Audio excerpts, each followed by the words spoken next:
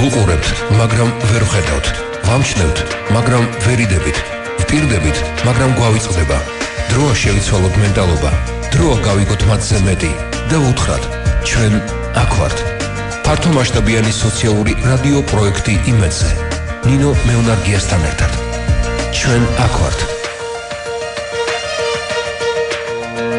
მოგესალმებით, ეთერშია გადაცემა ჩვენ აქ ვართ, მე ნინო ვარ მეუნარგე. 2015 წლიდან საქართველოში დაიწყო პროექტის ხელმისაწვდომობა ფიზიკური გარემოს მიღმა, განხორციელება. პროექტის ფარგლებში ჩატარდა საერთაშორისო კონფერენციები და გაიმართა შეზღუდული შესაძლებლობების მქონე პირთა ფოტო გამოფენები.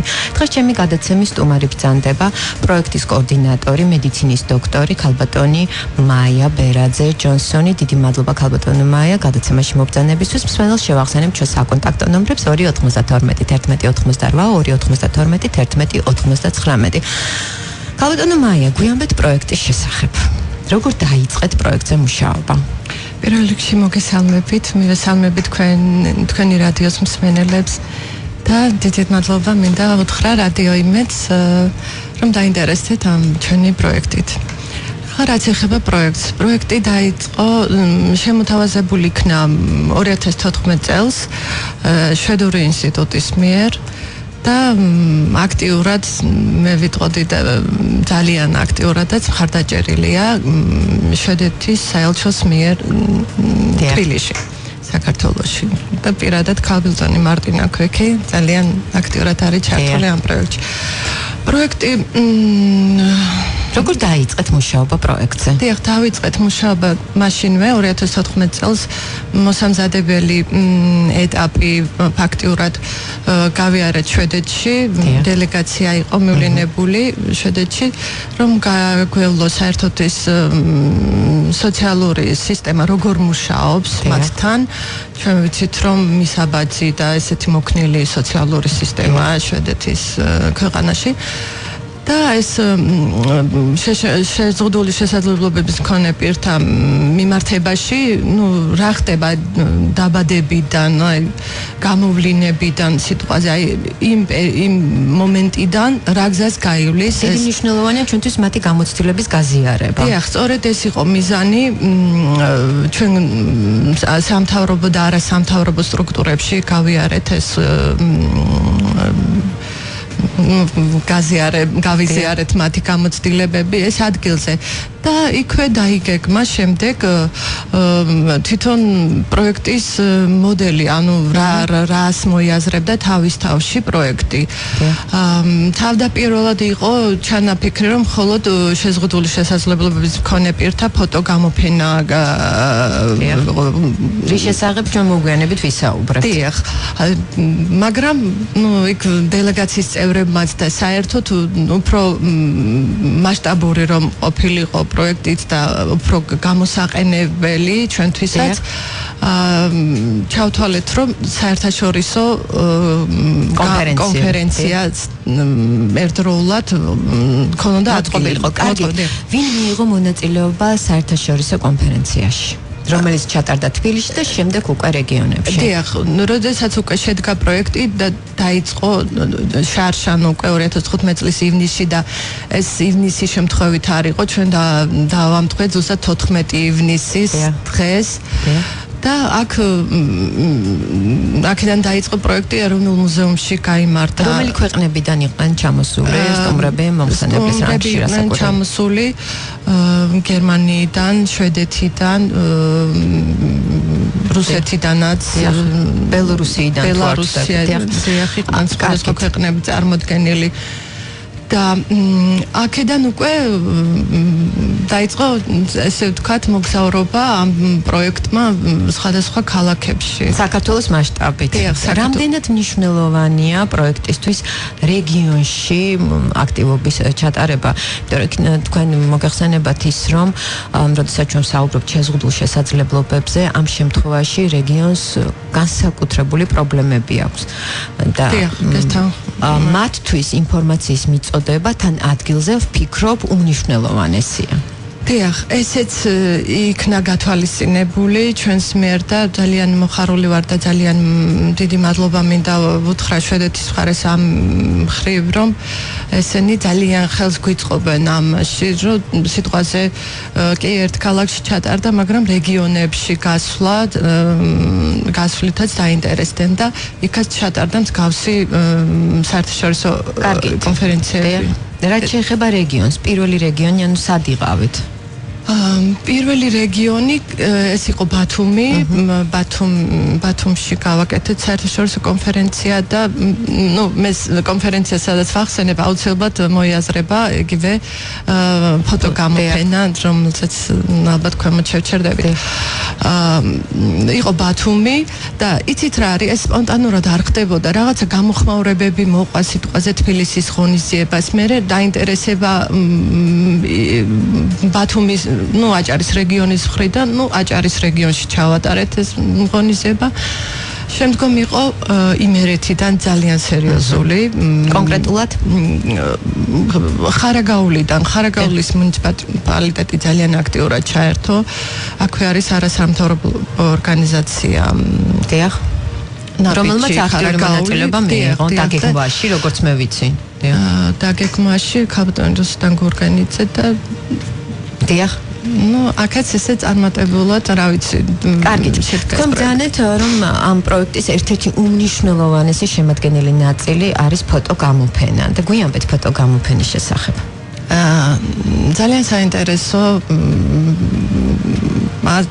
თავად ეს ფოტოგამოფენა შერჩეულია 22 ფოტო შეზღუდული შესაძლებლობის მქონე პირთა ფოტოები, აქედან 18-ია შვედის და 8 ქართველის ფოტოები მომზადებულია, საქართველოში გადაიღო ქალბატონმა ნათელა გრიგალაშვილმა და დიდი მადლობა მას ამისთვის და აქვე თან ახლავს ფოტოებს ამონარიდები ინტერვიუებიდან.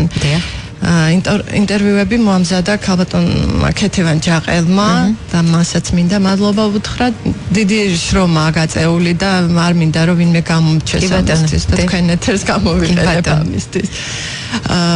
ინტერვიუებიდან ამონარიდია, თითოეულ პიროვნებას რა გადახდა თუ რა პირადი ისტორიები. მათი პირადი ისტორიები. ეხლა იცით როგორ არის შვედეთიდან შერჩეული და აქაც იყო მითითება ისეთი, რომ ეს ადამიანების 14 პიროვნება არის წარმატებული, იქ ბავშვიც არის, ამ ბავშვზე ვერაფერს ალბათ ბევრს ვერ ვიტყვით, მაგრამ დიახ, კარგით, ჩვენ ამ თემაზე საუბარს ცოტა მოგვიანებით განვაგრძობთ და თქვენ ბრძანეთ, რომ ეს პროექტი მხარდაჭერილია შვედეთის საელჩოს მიერ და ახლა ჩვენ გვაქვს იმის საშუალება, რომ მოვისმინოთ ინტერვიუ. თქვენ მოისმენთ ინტერვიუ შვედეთის ელჩთან საქართველოსა და სომხეთში მარტინა ქვიკთან. 14 ივნისს საქართველოში შეზღუდული შესაძლებლობების მქონე პირთა უფლებების დაცვის დღე აღინიშნა. რა არის ის მნიშვნელოვანი გზავნილი, რომელიც საზოგადოებამდე უნდა მივიტანოთ?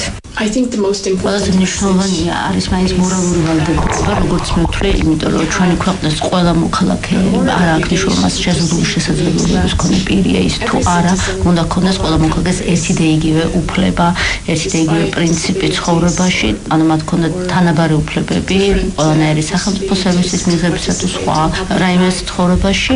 ამიტომ როგორც მე ვამბობ, ეს არის მორალური ვალდებულება, მაგრამ ამავე დროს არ უნდა დაგვეცეს ორივე ქვეყნამ, როგორც საქართველოს ასევე შვედეთმა აიღო ვალდებულება და ის წევრია გაეროს კონვენციისა შეზღუდული შესაძლებლობების პირების უფლებების შესახებ. 2015 წლიდან საქართველოში დაიწყო შვედური ინსტიტუტის მიერ ინიცირებული და შვედეთის საელჩოს მიერ მხარდაჭერილი პროექტის ხელმისაწვდომობა ფიზიკური გარემოს მიღმა განხორციელება. და მინდა ისაუბროთ ამ პროექტის მნიშვნელობასა და მიზანზე. როგორც უკვე აღნიშნე, მანამდე ეს ძალიან მნიშვნელოვანი, საერთოდ ზოგადად ძალიან მნიშვნელოვანი პრობლემა, მნიშვნელოვანი საკითხია. შვედეთი დიდი ხანია მუშაობს საერთოდ შეზღუდული შესაძლებლობების მქონე პირებთან დაკავშირებულ პრობლემაზე და მთავარი არის, რომ ის არა მარტო ამ საკითხზე მუშაობს, არამედ ზოგადად მუშაობს იმ საკითხებზე, რომ ეს იმიჯი შეიცვალოს და შეზღუდული შესაძლებლობების მქონე პირია თუ არა, ყველას უნდა ქონდეს ერთნაირი და თანაბარი უფლებები საზოგადოებაში. საზოგადოებაში.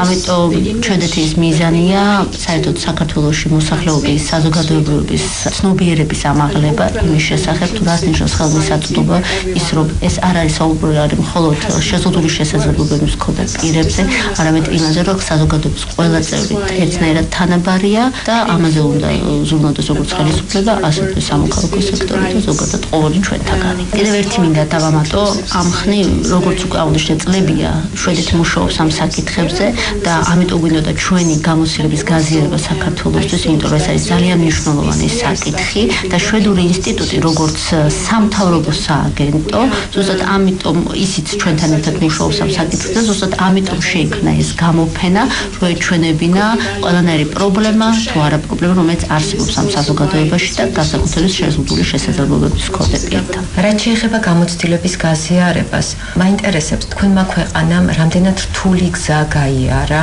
იმიტომ რომ რაც შეეხება საქართველოს, არაერთი არასამთავრობო ორგანიზაცია მუშაობს ამ მიმართულებით, სახელმწიფო სტრუქტურები გააქტიურდნენ, თავად თემი გააქტიურდა. ძალიან ბევრი რამე კეთდება, მაგრამ ძალიან ბევრი რამეა გასაკეთებელი. აქედან გამომდინარე, ჩვენ გვინდა თქვენი გამოცდილების გჭირდება გაზიარება. როგორც უკვე აღნიშნე, ძალიან გრძელვადიანი პროცესი იყო. გარდა ფიზიკური პრობლემების, ისეთი პრობლემები, როგორც ხელმისაწვდომი გავხადეთ, ტრანსპორტი, აგრეთვე ის, რომ ამ შეზღუდული შესაძლებლობების მქონე პირმა უნდა შეძლონ დამოუკიდებლო ცხოვრება და არსებობა ამ საზოგადოებაში.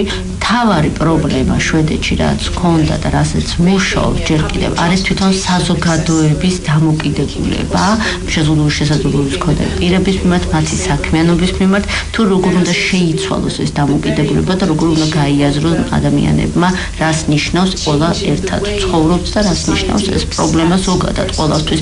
ამიტომ ამაში ყველაზე აქტიური იყო შვედეთში სამოქალაქო სექტორი. 2006 წლის გაეროს კონვენციის რატიფიცირების შემდგომ საქართველოს სახელმწიფო შეზღუდული შესაძლებლობების მქონე პირთათვის ღირსეული ცხოვრების უზრუნველყოფის ვალდებულება აიღო საკუთარ თავზე. მიუხედავად ამისა, როგორც თქვი, კონვენციის იმპლემენტაციის გზაზე ძალიან ბევრი სირთულეებია.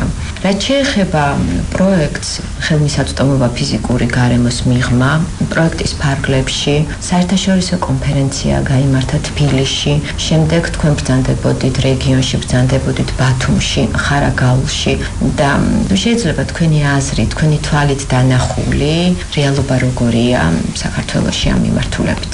მე შევამჩნია, რაც მე შევიგრძენი ამ რამდენიმე წლის განმავლობაში, მე ნამდვილად ვერ გავსჯი საქართველოს, ანუ ვერ გავსჯი გულისხმობ ამ შემთხვევაში, რომ ვერ ვიმსჯელებ იმაზე, თუ საქართველოს როგორც სახელმწიფო რა გაკეთდა და რას მიაღწია ამ საკითხით, მაგრამ ჩემთვის ყველაზე დიდი შთაბეჭდილება მოახდინა ზუსტად ადგილობრივი ორგანიზაციების სიაქტიურებ სამოქალაქო სექტორმა, ინდივიდუალურმა ადამიანებმა, რომლებიც თავიანთი ყოველდღიური ცხოვრებით ცდილობს, რომ თავიანთი მაგალითი აჩვენონ, გარდა ამისა, ზუსტად ისინი არიან, რომლებიც ცდილობენ, რომ ადგილობრივ ხელისუფლებას დაეხმარონ უფრო სხვადასხვა გზებით იმპლემენტაციაში, უფრო რაღაცა საკითხების, ამ საკითხების და ისე საქართველოში, ისე როგორც შვედეთში აშკარაა, რომ სამოქალაქო სექტორია ყველაზე ძლიერი და ყველაზე მეტად მუშაობს ცნობიერების გაზრდაზე და ზუსტად მგონია, რომ სამოქალაქო სექტორმა უნდა იყოს თავის თავზე და სახელმწიფოსთან ერთად დაეხმაროს სახელმწიფოს ახალი სტრატეგიების შემუშავებაში, რომელიც ეხება შეზღუდული შესაძლებლობების მქონე პირების ცხოვრების გაუმჯობესებას და შეუწყობს ხელს. და ბოლოს გააქტიურდა თემი,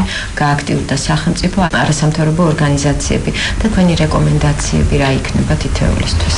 რამდენი რეკომენდაცია, ეს რეკომენდაციაც არა, უბრალოდ რასაც მე ვხედავ, ყველაზე მნიშვნელოვანი არის, რომ საქართველოს მთავრობა ხელისუფლება იყო ჭიდრო კავშირში ისეთ ორგანიზაციებთან, რომლებიც მუშაობენ ამ პრობლემებთან და გაიზიარონ მათი გამოცდილება, იმიტომ რომ ეს არის ყველაზე მნიშვნელოვანი, როდესაც ამას აკეთებ და გარდა ამისა, გაიზიარონ აგრეთვე საერთაშორისო ორგანიზაციების გამოცდილება, იმიტომ რომ ძალიან ბევრი საერთაშორისო ორგანიზაცია საქართველოში, რომელიც მუშაობს ამ პრობლემებზე, მაგრამ ამავე დროს მინდა აღვნიშნო, რომ ძალიან ბედნიერი ვარ, რასაც ვხედავ, რომელიც უკვე წელს ვნახე, მაგალითად, რომ საქართველოს მთავრობა ნამდვილად დაინტერესებულია და ხელისუფლება ამ პრობლემით და ცდილობს უფრო მეც მიაღწიოს და გაზარდოს ცნობიერება, არა მარტო ცნობიერება შეზღუდული შესაძლებლობების პირების, არამედ რეალური ნაბიჯები გადადგას ამ მიმართულებით. მარტინა, დიდი მადლობა ინტერვიუსთვის. ჩემი სტუმარი იყო შვედეთის ელჩი საქართველოსა და სომხეთში მარტინა ქვიკი. ფართომასშტაბიანი სოციალური რადიო პროექტი იმედზე. ნინო მეუნარგიასთან ერთად. ჩვენ აქ ვართ. მოგესალმებით, ეთერშია გადაცემა ჩვენ აქ ვართ, ნინო ვარ მეუნარგია. 2015 წლიდან საქართველოში დაიწყო პროექტის ხელმისაწვდომობა ფიზიკური გარემოს მიღმა განხორციელება პროექტის ფარგლებში, ჩატარდა საერთაშორისო კონფერენციები და გაიმართა ფოტო გამოფენები. განსაკუთრებით მნიშვნელოვანი იყო ის, რომ პროექტი განხორციელდა რეგიონებში და ერთ-ერთი ბოლო რეგიონი იყო ხარაგაულის მუნიციპალიტეტი და ახლა სატელეფონო ხაზია ხარაგაულის მუნიციპალიტეტის გამგებელი კობა ლურსმანაშვილი. მოგესალმებით ბატონო კობა. დიახ, ისმენთ, მოგესალმებით. ბატონო კობა, ხარაგაულის მუნიციპალიტეტში სულ ცოტა ხნის წინ განხორციელდა პროექტი ხელმისაწვდომობა ფიზიკური გარემოს მიღმა და რამდენად მნიშვნელოვანი იყო რეგიონისთვის ეს პროექტი? მივესალმებით მსმენელს, ჩვენთვის ძალიან მნიშვნელოვანი იყო, რა თქმა უნდა, ხარაგაულში საზღუდული შესაძლებლობების პირებთან მიმართებაში გამართული კონფერენცია, რომლის ინიციატორიც გახდათ შვედეთის საელჩო. ჩვენ ძალიან მადლიერები ვართ ელჩის ქალბატონი მარტინა პიკის, ასევე ორგანიზატორის ქალბატონი მაია ბეგაძე-ჯონსონის. რაც შეეხება უშუალოდ დატვირთვას კომისიებით, რა თქმა უნდა გამოიკვეთა შეშმო პირებისადმი შესაბამისი ადაპტირებული გარემოს შექმნის აუცილებლობა. რადგანაც ისედაც სადია ზრუნავს მუნიციპალიტეტი, აქ ხედველობაში არის დღის ცენტრების შექმნა, ადაპტირებული გარემო, პანდუსები, კონკრეტული შენობა ნაგებობები და ასე შემდეგ. რაც თავარია უშუალოდ შეზღუდული შესაძლებლობების პირებისადმი, ასე ვთქვათ, სოლიდარობა, რადგანაც ზოგადად საზოგადოება ვამბობთ, რომ არ არსებობს შეზღუდული შესაძლებლობები, არსებობს უბრალოდ გარემო, რომელიც უნდა იყოს ადაპტირებული მათთვის. სრულად ვიზიარებ ამას. მუნიციპალიტეტმა მოახერხა უახლოესი ბოლო პერიოდის განმავლობაში შექმნა დღის ცენტრი შეზღუდული შესაძლებლობების მქონე ესე იგი 18 წლამდე ბავშვებისათვის. ასევე მოახერხა ის, რომ მალე დაიწყება პროგრამა ბრაილის შრიფტის სწავლების. ასევე ჩვენ ვცდილობთ და უკვე მივახციეთ ერთ-ერთ ასე ვთქვათ ეს გახლავთ ოსკარ შინდლერის აკადემია, რომელთანაც მივახციეთ მემორანდუმის გაფორმებას და დაიგეგმება სოციალური საწარმო, სადაც შეზღუდული შესაძლებლობების მქონე პირებს ექნებათ უშუალოდ პროდუქტიულები გახდნენ და გარკვეულწილად საკუთარი შრომით გამოიმუშაონ გარკვეული თანხები როგორც საკუთარ თავის, ასე ოჯახისათვის. მე ვფიქრობ, რომ დამოკიდებულებები სწორედაც ამ არის მნიშვნელოვანი საზოგადოების და რაც თავარია ამ პირებს ისაც რა თქმა უნდა მათი შესაძლებლობიდან გამომდინარე შეუძლიათ დასაქმებ მოხდეს მათი ადაპტირება საზოგადოება, მოხდეს ზოგადად ადაპტირება საზოგადოების ადაპტირება ინფრასტრუქტურის ადაპტირებული გარემოს შეიქმნას მათთვის. აქ რა თქმა უნდა თვითმმართველობამ და სახელმწიფომ ზოგადად მათ მიმართ უნდა გააკეთოს ყველაფერი, რაც აუცილებელია. ამ მიმართულებით გარკვეული თანხები ბიუჯეტიდან იხარჯება, ვფიქრობთ მომავალში უფრო მეტ დაფინანსებებს გავიღებთ, რადგანაც ბევრად უფრო მეტი გაკეთდეს ვიდრე დღემდე კეთდება. ბატონ კობა, მაინტერესებს ხარაგაულში მცხოვრები შეზღუდული შესაძლებლობების მქონე პირები რამდენად აქტიურნი არიან თვითონ ისინი? რა თქმა უნდა კონფერენცია, რომელიც მიძღვნილი იყო მათთან, იყო ძალიან საინტერესო. ესწრებოდა რამოდენიმე შეზღუდული შესაძლებლობების მქონე პირი ხარაგაულელი. თვითონ მათი აქტიურობა, რა თქმა უნდა, არის სახეზე. ისინი ჩვენ ხშირად ვეკონტაქტებიან და მათ შორის გარდა ამისა ჩვენი ანუ გამგეობისგან დაგეგმილი აქტივობებიც არსებობს, რომლითაც ჩვენ უშუალოდ გასვლებით ადგილზე მათთან ოჯახებში მისვლებით, მათი მდგომარეობის შესწავლით, სოციალური პაკეტებით, რომელსაც ვთავაზობთ მათ, ჩვენ გვაქვს საკმაოდ მორგებული სოციალური პაკეტები სხვადასხვა სეგმენტზე მოქალაქეების და რაც თავარია სოციალურად, ესე იგი, შეშმო პირებისადმი ჩვენი სოციალური სამსახურების გარკვეულ დახმარების პაკეტებს, რომელიც მათთვის არის მნიშვნელოვანი. მათ შორის შემიძლია ვთქვა, რომ თუნდაც დაუშვათ უსინათლოების მიმართ ელექტროენერგიის და სხვა საყოფაცხოვრებო ხარჯების მოხმარებული გადასახადების გადახდა, დაუშვათ შესაძლებელია სწავლის დაფინანსება, თუკი შეშმო პირი დაუშვათ რომელიმე მიმართულებით თავის პროფესიონალურ უნარჩვევებს იმაღლებს და ასე შემდეგ. ვფიქრობთ, რომ ამ ეტაპზე ხარაგაულის მუნიციპალიტეტი სრულად არის ორიენტირებული იმაზე, რომ შშმ პირების მიმართებით განახორციელოს მათი საჭიროებებიდან გამომდინარე სხვადასხვა დაგეგმილი ღონისძიებები, როგორც საბიუჯეტო თანხების ხარჯვით, ასევე ინფრასტრუქტურის მოწესრიგებით. რაც თავარია, საზოგადოებრივი აზრის მობილიზებით, სწორედაც ისეთ ფორმატში, როგორც ძალიან მნიშვნელოვანი კონფერენცია ჩატარდა ხარაგაულის რეგიონალური დონის, ვფიქრობ, რომ ესეთი ღონისძიებები ძალიან ამაღლებს საზოგადოების ცნობიერებას და რაც თავარია, იმედს უსახავს შეზღუდული შესაძლებლობები პირებს იმ მიმართულებით, რომ ისინი არ არიან მარტოული და მათ გვერდით უდგას სახელმწიფო და საზოგადოება. კარგი, ძალიან დიდი მადლობა გისურვებთ წარმატებებს. სატელეფონო ხაზზე იყო ხარაგაულის მუნიციპალიტეტის გამგებელი კობა ლურსმანაშვილი. ქალბატონო მაია, როგორც ჩვენ უკვე აღნიშნეთ და ბატონმა კობამ ისაუბრა, ბოლოს პროექტი განხორციელდა ხარაგაულის მუნიციპალიტეტში და ჩვენ პირველ ნაწილში უკვე ვისაუბრეთ საერთაშორისო კონფერენციის მნიშვნელობაზე და ფოტო გამოფენაზე და ეხლა ისევ აქცენტი მინდა ფოტო გამოფენაზე გავაკეთო. როგორც თქვენ ბრძანეთ, წარმოდგენილი იყო 20 ნამუშევარი.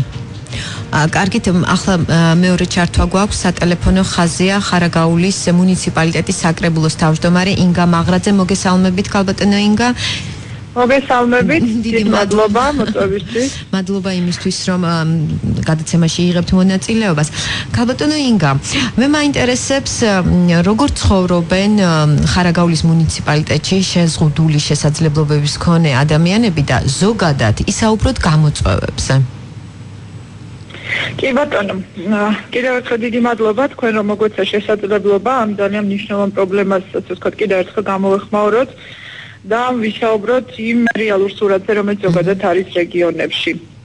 მე მქონდა საშუალება მესმინა თქვენი, ასე ვთქვათ, გადაცემისთვის და ჩემს წინ გამოცვლელი მუნიციპალიტეტის გამგებელი საუბრობდა, რომ მართლაც ბევრი, ასე ვთქვათ, ღონისძიებები გატარდა ბოლო წლებში, როგორც ცენტრალური ხელისუფლების მხრიდან, ასევე ადგილობრივი ხელისუფლების მხრიდან, იმისათვის, რომ ამ ადამიანების მდგომარეობა გაუმჯობესდეს. თუმცა განსაკუთრებით უნდა ვიყოთ, რომ პრობლემა კვლავ ძალიან მძიმეა და განსაკუთრებით რეგიონებში.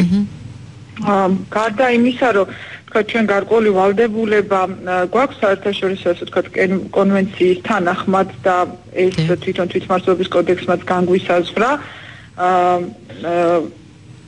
რეალური, ასე ვთქვათ, ნაბიჯების გადადგმა ამ მხრივ არის ძალიან მნიშვნელოვანი. დღეისათვის ჩვენ არ გვაქვს ადაპტირებული ინფრასტრუქტურა საჯარო დაწესებულებებში. გვაქვს და თავარი პრობლემა კიდე რაც არის ამ ადამიანების სოციალური დაცვის კუთხით. მიუხედავად იმისა, რომ ძალიან ბევრ პროგრამას ვახორციელებთ, ეს პროგრამა არ არის სწორად მორგებული მათ საჭიროებებზე. ამას აქვს უფრო ისეთი სახე ხვდებით რაღაცა ხელმოქმედების მიზნით გაწეული დახმარება და არა რეალურად ხელშეწყობა მათი ინტეგრირებისთვის. ეს არის მრავალი, ასე ვთქვათ, კომპონენტი ერთად აღებული, ეს არის მათი ინტეგრირების პრობლემა, ეს არის მათი, ასე ვთქვათ, მოკლედ მთელი რიგი პრობლემები, რომლებიც გაქვთ პრობლემები. ესე იგი, როგორც რამდენიმე მიმართულებით, სოციალური დაცვის სისტემა, ბატონო, ჯანდაცვის პრობლემაც, იმიტომ რომ სახელმწიფო პროგრამები და თვითმმართველობის მიერ განხორციელებული პროგრამები არ არის უშუალოდ მათ საჭიროებებზე მორგებული და მათ რეალურად უფრო მეტი სჭირდებათ. კარგი, და რას აპირებთ ამ მიმართულებით? გეგმავთ გატარებას, პირველ რიგში, რა თქმა უნდა, გეგმავთ ინფრასტრუქტურის სათანადო ადაპტირებას, დაწყებული გვაქვს ამაზე მუშაობა და იმედი მაქვს, რომ 2017 წლის ბოლოს გვექნება განსხვავებული სურათი უკვე. ასევე გეგმავთ გარკვეული პროგრამების განხორციელებას, დღის ცენტრების სერვისების ამოქმედება, მაგალითად ერთ-ერთი არის ასეთი, როგორც ბავშვებისთვის, ასევე მოზარდებისთვის, დასაქმების პროგრამის განხორციელებას, რომელიც ხელს შეუწყობს შშმ პირთა, ასე ვთქვათ, ინტეგრირებას, რესოციალიზაციას. გეგმავთ გარკვეულ პროგრამებს და იმედი გვაქვს, რომ ამის, ასე ვთქვათ, პრაქტიკაში განხორციელება იქნება და მოხდება მომავალ წლის ბოლომდე. და ამით ბევრად გაუმჯობესდება ალბათ იმ ადამიანების ცხოვრება, რომელიც დღეს ცხოვრობენ მუნიციპალიტეტის სოფლებში, ანუ ზოგადად რეგიონებში გარიყულად რაღაცა თავის პრობლემებთან მაინც მარტო. კარგით, დიდი მადლობა გისურვებთ წარმატებებს. სატელეფონო ხაზზე იყო ხარაგაულის მუნიციპალიტეტის საკრებულოს თავმჯდომარე ინგა მაღრაძე. ქალბატონო მაია, მე ისევ მინდა დავუბრუნდე პროექტს და ვინც ახლა შემოგვერთა, მათ საყურადღებოდ თქვა, რომ ჩვენ საუბრობთ პროექტზე ხელმისაწვდომობა ფიზიკური გარემოს მიღმა, რომლის ფარგლებში საერთაშორისო კონფერენციები გაიმართა და ფოტო გამოფენა და ძალიან გულის ამაჩუყებელი იყო ფოტო კონფერენციაზე ხარაგაულს გულისხმობ, როდესაც ორი ადამიანი ერთმანეთს შეხვდა, ერთი შვედი ჟურნალისტი, უფლებადამცველი და პატარა ბიჭუნა, ქართული ბიჭუნა და მინდა თქვენ გვიამბოთ მათი შეხვედრის შესახებ. მართლაც ძალიან გულის ამაჩუყებელი იყო ეს შეხვედრა. გოგა და ბატონი მორტენ ჰენეუსი, როგორც აღნიშნეთ, ის გახლავთ უფლებადამცველი ჟურნალისტი და თავადვე არის შეზღუდული შესაძლებლობების მქონე პირი და ერთ-ერთი გმირი იმ 14 ფოტოდან მისი ფოტოცა ერთ-ერთი. ამავე დროს ჩვენი მხრიდან 8 ფოტო თაგან ერთ-ერთი არის გოგა, პატარა გოგა, რომელიც 22 ფოტოა წარმოდგენილი. 22 ფოტოა დიახ წარმოდგენილი, აქედან 14-ია შვედი და 8 ქართველი. და მას დაუბრუნდები მათ შეხვედრის თემას. დიახ, შეხვდნენ ესენი პირველად თბილისში შეხვდნენ ერთმანეთს. დიდი მიღება გამართა მაშინ საელჩომ მონაწილეებისთვის. მართალია 14-ვე ვერ ჩამოვიდა, ჩვენიდან 8-ვე ესწრებოდა ამ ღონისძიებას და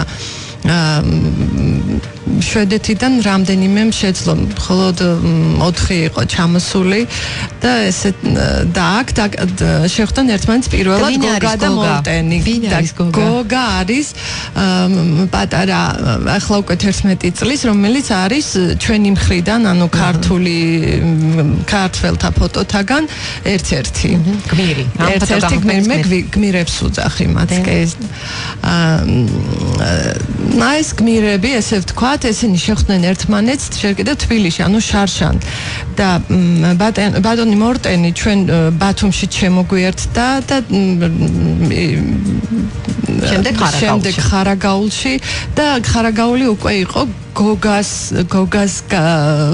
გოგამ ძალიან დიდი როლი ითამაშა მისთვის, უკვე აღარ იყო დიდი თხოვნა საჭირო კი არა, ძალიან ესე ჩამოვიდა მორტენი, როდესაც გაიგო რომ გოგა დახვდებოდა ხარაგაულში. დიახ, და მათი შეხვედრა მეორედ უკვე ხარაგაულში შედგა, მართლაც ესეთი ამაღელვებელი იყო და გოგას ვიცით რომ ორივე ხელი ამპუტირებული აქვს და მას პოლიციელებას სურს და ის სულ ყოველთვის სვავს კითხვას, შემიძლია მე რომ პოლიციელი გავხდე, შენ თუ ფეხი არ აგაგ და ფრინავით შეგეძლო ყოფილიყავი. ბატონი მორტენი გარდა იმისა არის ჟურნალისტი და უფლებადამცველი, არის მფრინავი. დიახ, ეს ჰობი ჰქონდა თავიდანვე და რადგან ფეხის ამპუტაცია დაჭირდა, მაინც არ დაანება თავი ოცნებას და ეს ოცნება აუხდა მას და ეხლა უკვე 22 წელია ის ხელოვნური პროტეზით არის და იმასაც კი ამბობს, რომ აღარც მახსოვს ის მდგომარეობა როგორ იყო. კარგით, მშვენიერი ფრაზა, აღარც ახსოვს მას ის მდგომარეობა და რაც შეეხება ამ ადამიანების შეხვედრას, ალბათ კონკრეტულ შემთხვევაში ბატონი მორტენი არის სტიმული გოგასთვის. იმიტომ რომ გოგა შეზღუდული შესაძლებლობის ბავშვია და მას უნდა გახდეს პოლიციელი. მთავარია უნდოდეს და მნიშვნელოვანია დამეთანხმებით ის რომ სახელმწიფომ შეუქმნას იმის პირობა, რომ ამ ბავშვმა ეს ბავშვი არის ერთ-ერთი მაგალითი, ხო, მიაღწიოს იმას, რაც სურს და თავისი ოცნებები აისრულოს. რაც შეეხება ისე ფოტოგამოფენას, ძალიან ცოტა დრო დაგვრჩა. ანუ აზრი ამ ფოტოგამოფენის. ფოტოგამოფენაზე შვედური მხრიდან წარმოდგენილნი არიან წარმატებული შეზღუდული შესაძლებლობების მქონე პირები. მინდა აზრზე შინაარსზე ისაუბროთ. დიახ.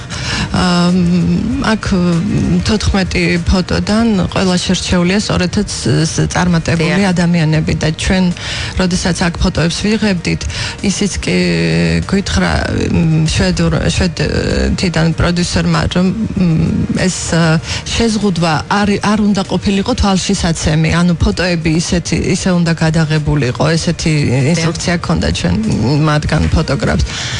და ნუ ფოტოშიც კი იმაზე ფიქრობენ, რომ ეს ხაზგასმული არ იყოს. აქცენტი არ უნდა იყოს არანაირ შეზღუდვებზე. ხო, იმიტომ რომ ისინი აბსოლუტურად სრულ რეალიზებული წარმატებული ადამიანები არიან. და სწორედ ამიტომ ისინი მაგალითები იქნებიან ალბათ ჩვენი მოქალაქეებისთვის და ჩვენ სარყავს წარუმატებელი ადამიანები ამ პროექტში.